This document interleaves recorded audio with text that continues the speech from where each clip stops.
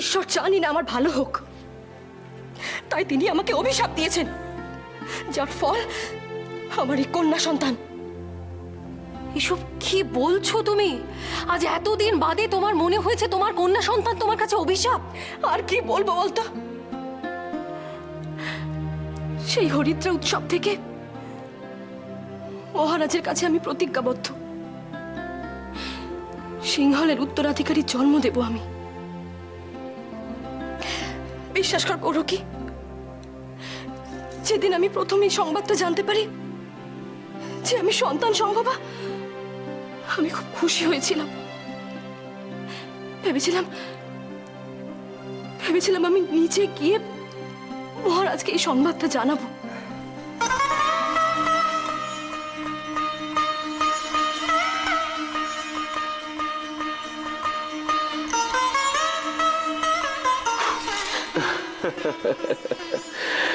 ঐশিকা, তুমি আমার স্ত্রী, সিংহলের মহারানী, এত অল্পেতে ভয় পেয়ে গেলে?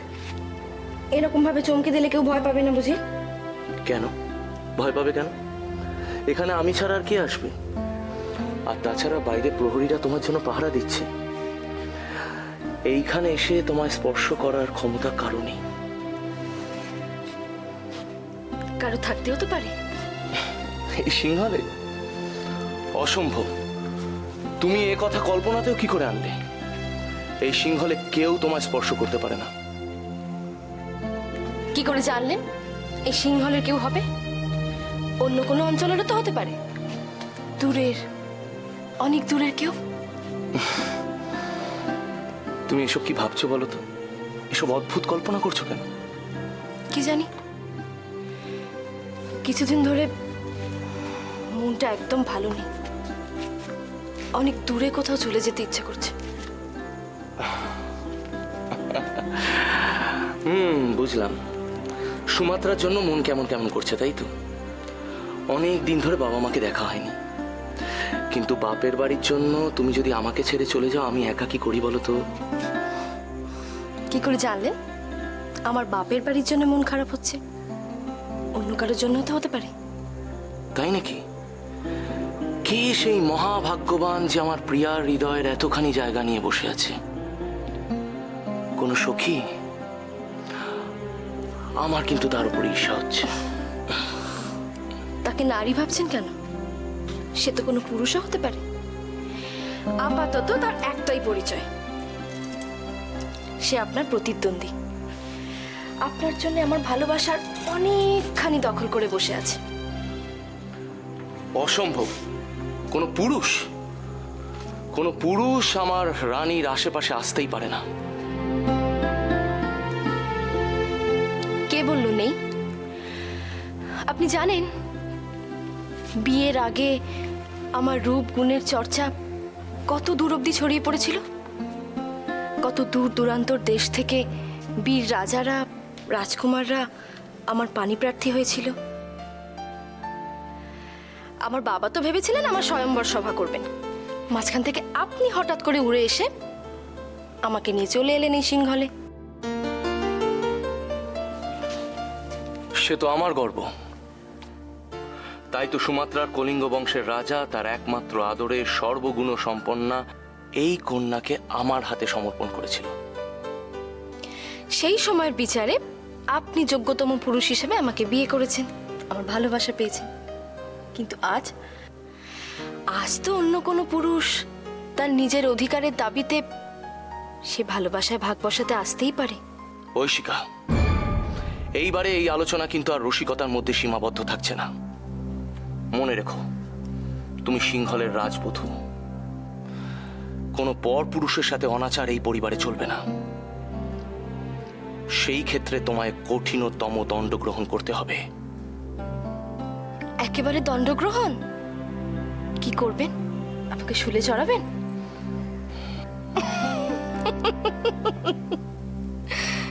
আচ্ছা, আপনি এত বোকা কেন বলুন তো? আপনি কি কিছুই বোঝেন না? সামান্য বাগযুদ্ধে আমাকে পরাস্ত করতে পারছেন না, আজও চালান কি করে? এই কথা সত্যি যে আপনার আমার মাঝখানে এসে গেছে আমাদের প্রতিদ্বন্দ্বী। দেখুন তো তাকে চিনতে পারেন কিনা।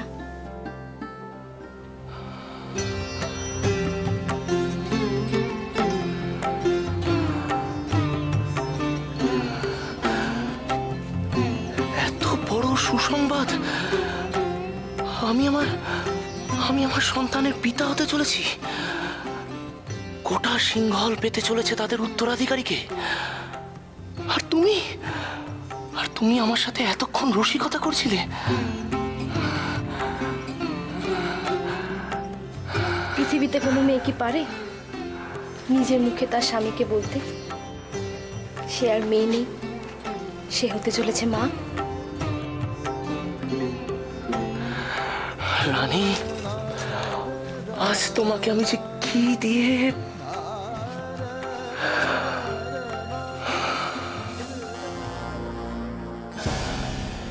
আমিও স্বপ্ন দেখেছিলাম আমার পুত্র সন্তান হবে, সিংহলের উত্তরাধিকারী হবে। বিশ্বাস কর কৌরকি, আমি কোনোদিন স্বপ্নেও কন্যা সন্তানের কথা ভাবিনি। এভাবে বলো না তুমি। মহারাজ তো তোমাকে ভালোবাসেন রানী। মহারাজ তার নিজের মেয়েকে ভালোবাসেন। এরপর তোমার আর কি চাই? না কৌরকি, আমি এখনো মহারাজের চোখে উত্তরাধিকারীর তৃষ্ণা দেখি। ভুল দেখো তুমি। ভুল নয়, ভুল নয় কৌরকি। খনাকে মহারাজ নিজের দেশ চেনাচ্ছেন, দেশের মাটির কথা বলছেন। আচ্ছা তুই বলতো, খনা এসব শুনে কি করবে? নিজের দেশের প্রতি প্রেম, এইসব কথা কোনো রাজকুমারের মুখে সাজে? একটা মেয়ে যার আজ বাদে কাল বিয়ে হয়ে যাবে, তার কাছে নিজের দেশের গুরুত্ব কি হতে পারে? কিন্তু মহারাজ খনাকে এসব কথা বলেছেন, এর অর্থ কি? উনি এখনো নিজের উত্তরাধিকারীকে খুঁজে চলেছেন। তোমার নিশ্চয়ই বুঝতে কোথাও ভুল হচ্ছে রানী। মহারাজ কিন্তু তার নিজের কন্যা সন্তান খনাকে আঁকড়ে ধরেই বাঁচতে চান। না কৌরকি, আমি জানি উনি খনার ভেতর এখনো নিজের উত্তরাধিকারীকে খুঁজে চলেছেন। কেন জন্ম নিলি খনা তুই? কেন জন্ম নিলি? রানী, তুই চুপ কর কৌরকি। ওই মেয়েটার জন্য আজ আমাকে এত কথা শুনতে হচ্ছে। আমি জানি ওর জন্য সারা জীবন এই কথাগুলো আমাকে শুনে যেতে হবে। কেন তুমি আমাকে একটা পুত্র সন্তান দিলে না ঈশ্বর? কেন দিলে না? তুমি এমন ভাবে কথা বলছো যেন তোমার কোনো সন্তান নেই, যেন তুমি বন্ধা। রানী, তোমার নিজের তো একটা কন্যা সন্তান রয়েছে রানী। ও থাকার থেকে আমি যদি বন্ধা হতাম তাহলে অনেক বেশি ভালো হতো কৌরকি।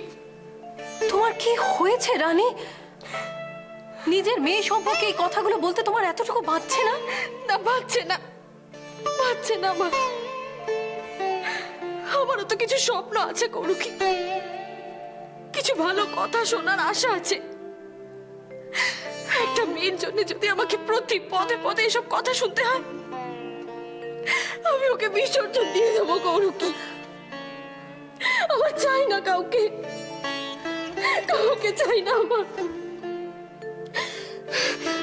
তুই এখান থেকে চলে যা কৌরকি, আমাকে একটু একা থাকতে দে।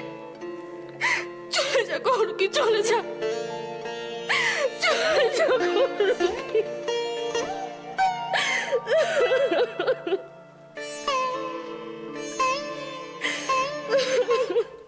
এ কি খেলা খেলছো তুমি?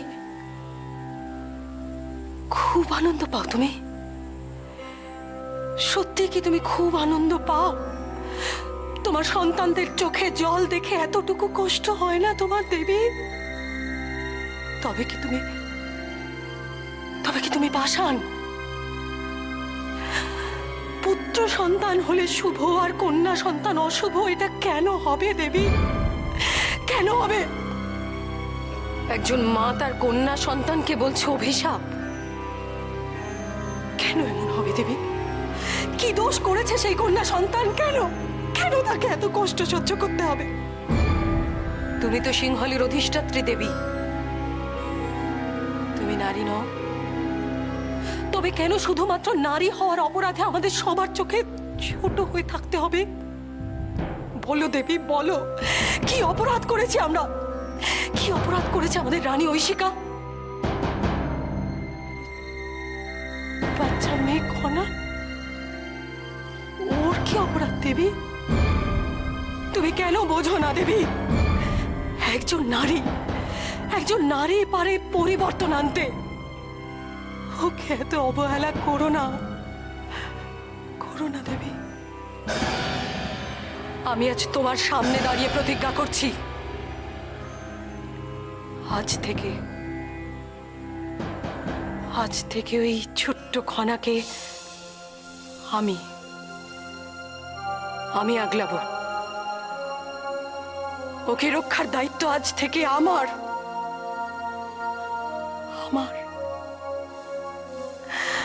কোনো অপমান আমি ওকে কিন্তু সইতে দেব না দেবী।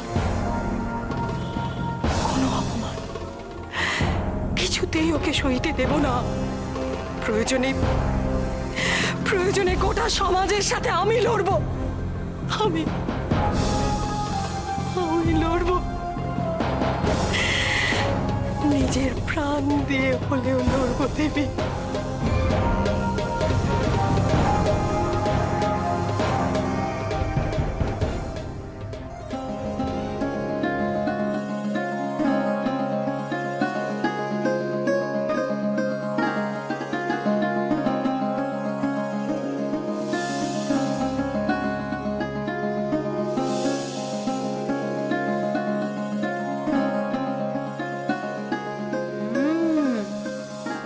কি হলো আমাদের খনা?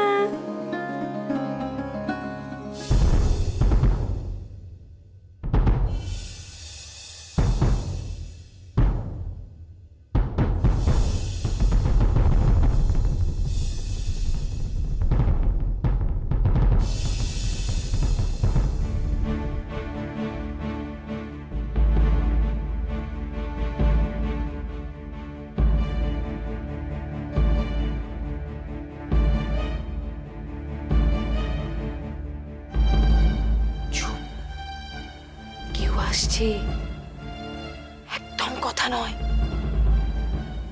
খনা, আমাদের এই গোপন খেলাটা কেউ যেন জানতে না পারে, ঠিক আছে?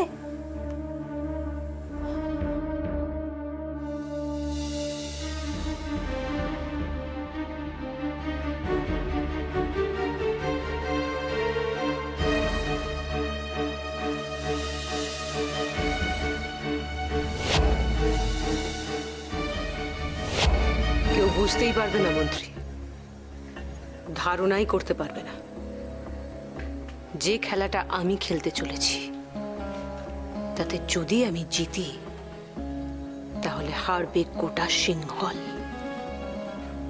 খবর পাকা তো?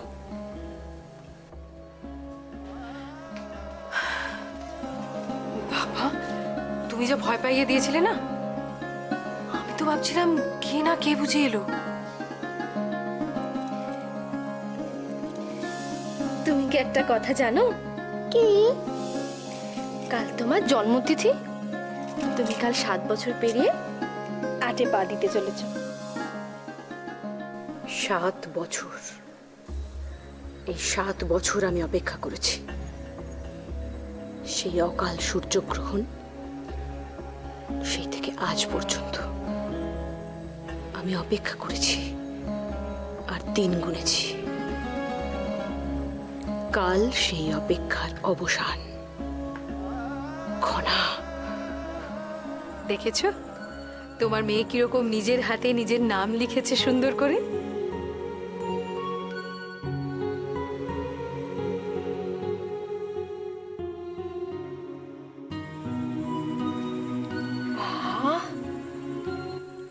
তুমি তো দেখছি অনেক বড় হয়ে গেছো। 8 বছর। এত কথা শিখে গেছো তুমি। কিন্তু কেউ যদি জানতে পারে খনার পড়াশুনোর কথা, তাহলে তো সর্বনাশ হয়ে যাবে রে। তুমি বৃথাই চিন্তা করছো। তোমার খনা খুব চালাক মেয়ে, খুব বুদ্ধিমতী। ও জানে কাকে কি বলা উচিত আর কাকে কি নয়। তবু সিংহলে মেয়েদের লেখাপড়া করা কেউ যদি খোঁজ পায়। এবার তাহলে খোঁজ খবর করি। খবর নেওয়া হয়ে গেছে মন্ত্রী। বংশ?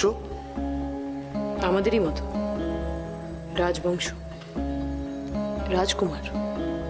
তাহলে পালাবার আর পথ নেই। শুধু পাকা কথা বলার অপেক্ষা। এরকম অলক্ষণে কথা বলো না রানী। তুমি জানো না খনা এই রাজবংশের মেয়ে? ওর শরীরেও তো এই রাজবংশের রক্তই বইছে। ও তো এদের মতোই জেদি একগুঁয়ে। না, ওকে নিয়ে তোমার চিন্তার কোনো কারণ নেই। কিন্তু এত পড়াশোনা করে কি লাভ হবে বলতো? সেই তো আমাদের মতো বিয়ে, স্বামী, একের পর এক সন্তান। ওর জীবনটা তো নষ্টই হয়ে যাবে। না রানী, না। খনার জীবনটা এত সাদামাটা হতে পারে না। তোমার মনে নেই ওর জন্মের সময় আচার্য বিদ্যাধর মশাই কি বলেছিলেন? খনাই সিংহলের দীপ্তি আনবে। ওর মধ্যে আছে সেই প্রতিভা। এই প্রতিভা থেকে কি লাভ হবে? এটা সিংহল। এখানে নারীদের প্রতিভার কোনো দাম নেই কৌরুকি। মানুষ যাকে খুঁজে পায় না, ঈশ্বর পান তার সন্ধান। খনা খনা তোমার ঈশ্বরের পাঠানো সেই রত্ন। তুমি দেখো, ঈশ্বরই ওর জন্য সব বন্দোবস্ত করে রেখেছেন। ওকে আরো অনেক অনেক পড়তে হবে। সেই 10 বছর বয়সে আমার বিয়ে হয়েছিল। আমি যা কিছু শিখেছি, জেনেছি, সব তোর থেকেই জেনেছি কৌরুকি। তুই আমার খনাকেও সাহায্য করবি তো?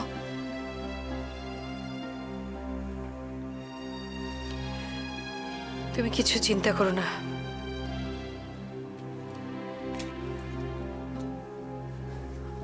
আমি খনাকে যতদূর সম্ভব সাহায্য করব। দেখবে ও একদিন অনেক দূর যাবে। কৌরুকি, আমি খনাকে এত দূর পাঠাবো যাতে ওর ছায়াও সিংহলে প্রবেশ করতে না পারে। কিন্তু এখনই যদি ওর বিয়েতে ওর বাবা মা রাজি না হন? রাজি ওদের হতেই হবে মন্ত্রী। এটাই আমাদের বংশের নীতি। কন্যা সন্তান 8ম বর্ষে পা দিলেই তাকে বিবাহের জন্য প্রস্তুত করতে হবে। তাছাড়া চন্দ্রগুপ্ত বিক্রমাদিত্যের রাজত্বেও এই একই নিয়ম। পাত্র আসছে তারই দেশ থেকে, ভারত। সুতরাং খনা যাবে, সিংহল ডুববে, আর সিংহলের রাজ সিংহাসন হবে আমার হাতের মুঠোয়। খনা আমাদের অনেক কিছুই অনেক আগে থেকে জানে, কিন্তু সেগুলো ও কোথা থেকে শিখেছে আমি জানি না। আসলে শিক্ষাটা ওর কাছে নিতান্তই এক খেলা। ওই শিক্ষা আমাদের শুধু ওর ভবিষ্যৎটাকে সুরক্ষিত করতে হবে। কি জানি, মন যেন সব সময় কু গায়। জন্মের পর থেকে অনেক কিছুই সহ্য করেছে মেয়েটা। ওর কপালে যে আর কি লেখা আছে কে জানে। বড় ভয় লাগে।